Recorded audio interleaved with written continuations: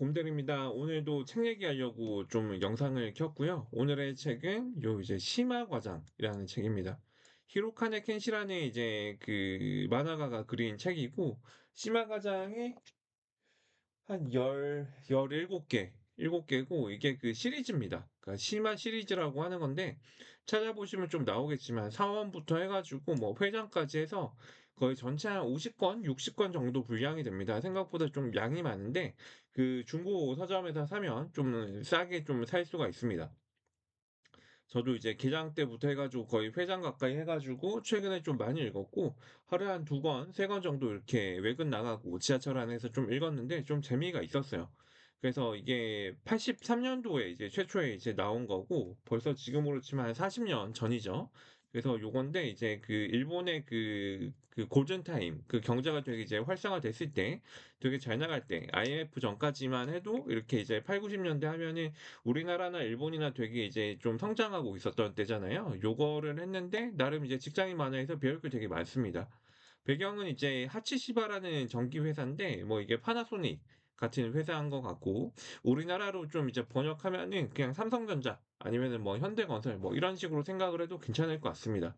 그래서 이제 대기업에서 대기업이 성장하면서 나도 또 성장을 하고 돈을 버는 요런 얘기인데, 요게 이제 재밌습니다. 재미가 있고, 뭐 이제 이렇게 여기 주인공으로 나오는 게 이제 시마 고사쿠라는 사람이에요. 시마 고사쿠는 1943년 생인데 이제 그 한 83년, 47년생인가 아마 뭐 그럴 겁니다. 40 몇 년생인데, 그 80년대 하면은 한 이제 30대 이제 과장, 차장 정도가 되는데, 뭐 이렇게 되게 날고 다닙니다. 그러니까 겉보기에 되게 이렇게 뭐지 치고 다니는 스타일은 아닌데, 전반적으로 상황이 되게 잘 풀려요. 그래서 만나는 사람도 이제 좋은 사람이 많고, 주변에서 많이 도와주고 해가지고 앞으로 쭉쭉 치고 나가고 미션도 많이 해결을 하는데, 뭐 사실 만화책이니까 아마 그럴 수 있습니다. 일반 직장인한테는 일어나지 않는 일들이 이 사람한테는 좀 많이 일어나고, 뭐 개인으로 봐서는 그 제가 보기에는 결국에는 이제 일이 많아 가지고 와이프랑은 이혼을 해요. 딸 있는 상황에서 이혼을 하고, 그다음에 그 딸은 나중에 커 가지고 또 이제 가정이 있는 미국 흑인하고 또 결혼해서 또 애를 낳습니다. 그리고 이제 시마 고사쿠는 나중에 한 60쯤 지나 가지고 또 다른 여자랑 또 재혼을 해 가지고 또 살고 뭐 그래요. 뭐 만화책이니까 가능한 얘기겠지만, 그럼에도 제가 보기에는 작중 최강의 직장인이고, 이런 이제 직장 관련된 만화치고는 이제 베스트다. 이 사람을 능가하는 직장인은 찾기가 좀 힘들다라고 좀 할 수가 있습니다. 근데 이제 이런 일본 만화를 추천하는 이유가 무엇이냐라고 좀 한다면은, 제가 뭐 미생도 읽어보고 뭐 서울 대기업의 김 부장도 읽어보고 했는데, 그건 이제 우리나라 얘기인 거잖아요. 어떻게 보면 이제 조선, 어떻게 보면 이제 그 한국에 대한 얘기인데, 지금 이제 우리나라 말고 옛날에 일본 회사는 뭐가 또 달랐을까? 우리나라의 그 제도나 일본의 제도나 뭐 유사한 점이 굉장히 많습니다. 사람들의 생각하는 범위도 이제 굉장히 비슷하고 이런 것들이 좀 있는데, 제가 이런 책을 이제 추천을 하는 이유는 가장 좀 이렇게 많은 사람들의 에피소드를 좀 볼 수가 있어요. 다양한 인간 군상, 예를 들면 이제 여기 이제 심화에도 나오는데 뭐 도쿄대 나온 사람, 아니면은 뭐 뉴욕대나 뭐 이제 워싱턴대를 나온 사람, 아니면 와세다대를 나온 사람, 이런 똑똑한 사람들이 있고, 아니면 현장 출신으로 해가지고 이제 현장 관리자로 해가지고 올라가는 사람이 있고, 그래서 이제 아니면은 도련님도 나오고 뭐 육두품도 나오고 이런 다양한 계층의 사람들이 나오고, 그 사람들의 흥망성쇠, 그리고 회사의 흥망성쇠, 약간 요런 걸 보면서 좀 이제 내 인생을 좀 반추할 수 있는 것 같아요. 그러니까 우리 회사에도 이런 이제 그 이상한 사람들이 있는데, 그럼 이제 어떻게 대응을 해야 되는가? 내가 일을 할 때는 돈이 먼저인가, 사람이 먼저인가? 아니면은 절체절명의 순간에 의리를 택할 것인가, 아니면 실리를 택할 것인가? 뭐 이런 여러 가지 상황들이 나오는데, 그걸 보면서 내 인생을 좀 어떻게 꾸려가야 되는지 요런 걸 좀 알 수가 있습니다. 생김새만 다르고 이름만 다르다 뿐이지 사람이 생각하는 방식은 대동소이한 것 같아요. 그래서 요런 거를 좀 보면은 사는데 좀 도움이 될 거라고 좀 생각을 하고, 1980년대 배경이죠. 80년대나 지금 26년이나 사람이 사람을 만나는 건 비슷합니다. 비슷하고, 사람이 사람을 만나다 보니까 그 와중에 우정과 의리, 신뢰 이런 것들이 있고, 그 반대편에는 이제 뒷담화, 함정, 배신, 따돌리기 이런 감정들이 있습니다. 이게 왔다 갔다 해요. 옛날이나 지금이나 똑같고 일본에도 있고 우리나라에도 있습니다. 그래서 제가 봤을 때는 제미나이랑 GPT가 뭐 클로드가 나왔다고 해도 이렇게 이거는 테크니컬한 거고 인문학적으로 아니면은 이제 휴먼 대 휴먼으로 봤을 때는 이게 비슷하다. 그래서 이 관련된 이 시리즈를 다 보시면은 아마 이게 사람에 대한 거를 조금 더 이해를 할 수가 있지 않을까. 아, 이럴 때 이런 관상을 갖고 있는 애들은 이런 식으로 얘기를 해서 이런 식으로 이제 플레이를 하는구나. 그게 이 사람한테 플러스가 되는지 마이너스가 되는지 아니면은 뭐 어떤 식으로 이거를 검증하는지 어떤 식으로 사람을 테스트하는지 요런 거를 좀 구체적으로 좀 볼 수가 있는 것 같아요. 그래서 요런 거를 좀 추천을 드린다는 거고 뭐 기억에 남는 에피소드는 뭐 이런 겁니다. 그 뭐지? 그 옛날이다 보니까 달력이나 다이어리가 나오면은 어떻게든 막 줘야 되는 그런 되게 그 뭐 지금은 이해하기 좀 어려운 그런 이제 문화가 나오는데 뭐 물론 이제 저희도 다이어리나 달력을 만들면은 저희 젊은 직원들은 택배로 보내요. 택배나 퀵으로 보내는데 저 같은 경우에는 이걸 다 직접 가서 줍니다. 직접 가서 줘요. 그래서 여기도 그러니까 제가 좀 올드해서 그런 걸 수도 있는데 여기도 보면 그런 에피소드가 나와요. 그래서 이제 나카자와 부장이라고 나중에 이제 사장까지 되는 사람인데 여기가 좀 일을 잘하는 사람으로 나옵니다. 그래서 자기 옛날 얘기를 해줘요. 북해도 우토로까지 썰매로 이제 달력을 이제 운반을 하고 그 가는 중에 썰매가 뒤집혀 가지고 달력이 다 찢어진다. 근데도 이제 새로운 걸 주기로 하고 직접 가 가지고 줬는데 그게 이제 엄청나게 이제 도움이 많이 됐다고 얘기를 하는 거죠. 그 뭐 점주는 그 달력을 받은 사람은 이제 눈이 이렇게 오는데도 여러분들이 와 줘서 정말 고맙다. 그래서 따뜻한 거라도 먹고 이제 쉬었다 가라. 그래서 그때 이제 떡국을 먹고 뭐 이렇게 하는데 이 뭐랄까요? 이게 정말 이렇게 뭐지? 뭐 지금 생각하면 이제 뭐 "왜 그렇게까지 하세요?"라고 뭐 좀 할 수가 있잖아요. 근데 세일즈 입장에서 제가 봤을 때는 이런 게 일을 좀 많이 풀어나가는 그 근간이 되는 것 같아요. 그래서 제가 이 북해도 우토로가 어딘지 몰라 가지고 좀 찾아봤는데 그 북해도 아시죠? 일본의 홋카이도 제일 위에. 그래서 눈이 오면은 막 3 미터, 5 미터 오는 이런 동네인데 우토로는 거기 더 안쪽에 있는 동네예요. 어. 오타루는 이제 도심이고 우토로는 더 안쪽에 있는데 거기까지도 썰매 타고 가 가지고 달력을 준다라고 생각을 하니까 이게 상상이 안 되죠. 근데 이렇게 한다. 그래서 여기 비하면 훨씬 더 서울은 낫다고 생각을 합니다. 뭐 비가 오든 눈이 오든 뭐 물도 잘 빠지고 대중교통도 잘 다니고 하는데 이런 날일수록 다이어리나 달력을 이제 1 년에 한 번이라도 챙겨 주는 게 나중에 이게 다 도움이 된다. 그리고 이런 이제 자세 이런 자세가 하나하나 쌓여 가지고 더 앞으로 밀고 더 앞으로 밀고 하더라. 그래서 똑똑하게 일하는 것도 좋긴 한데 아무래도 세일즈는 사람 대 사람으로 하다 보니까 요런 것들이 좀 필요한 것 같다는 생각이 또 들기도 하고요. 그리고 이제 회사 다니면은 이제 항상 이제 약간 이제 요런 것들 그 여기 보면은 이제 뭐 저도 가본 적은 없지만 일본 도쿄의 이제 긴자 거리에서 무슨 뭐 고급 요정 아니면 고급 술집에 가서 마담이라고 하는 사람들이 나와 가지고 이렇게 뭐 술도 팔고 접대도 하고 뭐 약간 요렇게 하는데 고도 성장기여서 뭐 여기서 뭐 본부장이 한 달에 그냥 1 년에 뭐 3 억도 쓰고 4 억도 쓰고 한다고 하더라고요. 근데 그건 다 옛날 얘기이기는 한데 이 상황에서 좀 뭐가 일어나냐면 이 그 회사에 뭐 본부장급 뭐 이사급들이 돼 가지고 이제 그 이런 데를 자주 가게 되니까 여비가 있으니까 자주 가는데 가 가지고 이제 마담한테 이게 어떻게 보면 이제 반합니다. 그래서 일로 만나야 되는데 그 마담 이제 술집 주인한테 반해 가지고 거기다가 돈을 다 갖다 바치는 거야. 뭐 돈도 갖다 바치고 뭐 정성도 갖다 바치고 뭐 싹 다 갖다 바치는 거죠. 그래 가지고 이제 어떻게 되냐면 이 마담이라는 사람이 이제 회사 상무한테 부인하고 헤어지라고 해요. 그래서 사랑의 존재를 증명해 달라고 하는 거야. 그러니까 이 사람은 20 대부터 같이 이제 먹고 자고 이렇게 뭐 살았던 그 조광지처 같은 와이프랑 결국에는 50쯤 돼 가지고 헤어집니다. 그리고 회사에서 또 회사 돈 끌어다가 이 마담이 있는 술집에다가 다 갖다 주게 돼요. 그리고 나서 이제 결국에는 이 이제 회사에서도 버림받고 부인한테도 버림받고 하는데 이 마담이 그러면 이 사람을 챙기느냐? 그게 아니죠. 그래서 결론은 이렇게 납니다. 착각하지 말았으면 하는데요. 제가 사랑한 건 하치시바의 하치모토 상무입니다. 매달 많은 돈을 안겨주는 사람이죠. 저는 이제 가게에 나갈 시간이에요. 잘 지내요. 약간 요렇게 얘기를 하는데 몇 번 이런 이제 에피소드가 되풀이가 돼요. 남자도 바뀌고 여자도 바뀌고 하는데 결국에는 이런 뭔가 감정 특히나 이런 이제 기업체의 높은 자리에 있으면은 이런 뭔가 이제 옛날에 못 해 봤던 그런 사랑, 그리고 이 사람이 웃어 주는 게 진짜라고 생각하는 그런 이제 희망 때문에 자기의 모든 걸 갖다 바치고 결국에는 결론이 좀 안 좋더라 하는 겁니다. 그래서 여러분들 남성분들 같은 경우에는 미인계를 조심하시고, 여성분들 같은 경우에도 뭔가 선량한 미소로 다가오는 것들이 이제 한 번쯤은 의심을 해볼 나이가 되지 않았을까.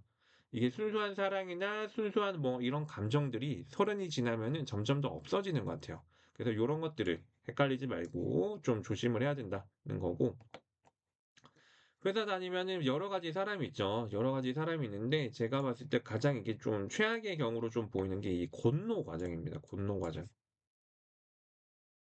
이 곤노가 어떤 사람이냐면은 처음에 이제 등장을 할 때 곤노 주임으로 등장을 하는데 뭐 한 45 세, 뭐 47세 이렇게 나와요. 심화보다 나이가 이제 훨씬 더 많고, 근데 이제 여기는 주임이고 여기는 과장입니다, 처음에 만났을 때는.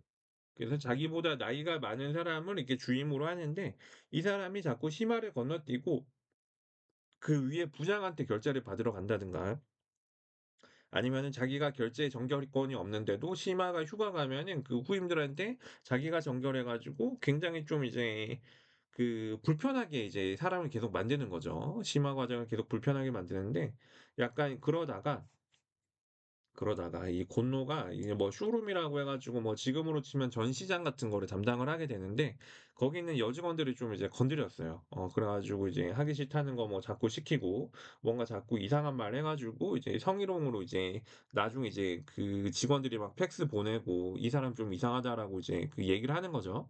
그래서 이거를 이제 인사가에다가 이제 고발 조치를 할까 말까 생각을 하는 거예요. 그래서 시마가 나중에 이제 만나 가지고 얘기를 합니다. 뭐 이제 나에 대한 태도는 뭐 어쩌고 저쩌고 뭐 떠나서 "내가 보기에는 네가 이제 부서를 옮겨야 될 것 같다. 지금 여직원들이 너에 대해서 굉장히 이제 피해를 많이 입어서 오퍼가 계속 많이 들어오고 있다. 네가 알아서 처신을 해라."라고 얘기를 하는데, 그다음에 얘기가 어떻게 흘러가냐면 곤노를 뒤에서 봐주는 후쿠다 상무라는 사람이 있습니다. 그래서 이 사람하고 같이 골프를 치면서 여기다가 시마가 괴롭히니까 시마를 정금 보내라고 이제 종용을 합니다. 부탁을 하게 돼요. 어. 그리고 나서 얘네가 둘이 이제 한패니까 어떻게 하냐면 이 후쿠다 상무가 시마한테 가 가지고 현장 공부하라고 이제 도쿄에서 구마모토, 저기 밑에 있거든요. 그래서 구마모토로 정금 가라고 하는 겁니다. 우리로 치면은 서울에서 회사 다니고 있다가 저기 울산이나 부산으로 바로 보내 버리는 거예요. 뭐 일가 친척 아무도 없는데. 근데 이제 얘기를 어떻게 하느냐. "자네는 현장 경험이 없기 때문에 장래를 보면은 지금 현장 경험하는 게 좋아. 뒤에 있는 거 요거 싹 지우고 요 얘기만 하는 거죠."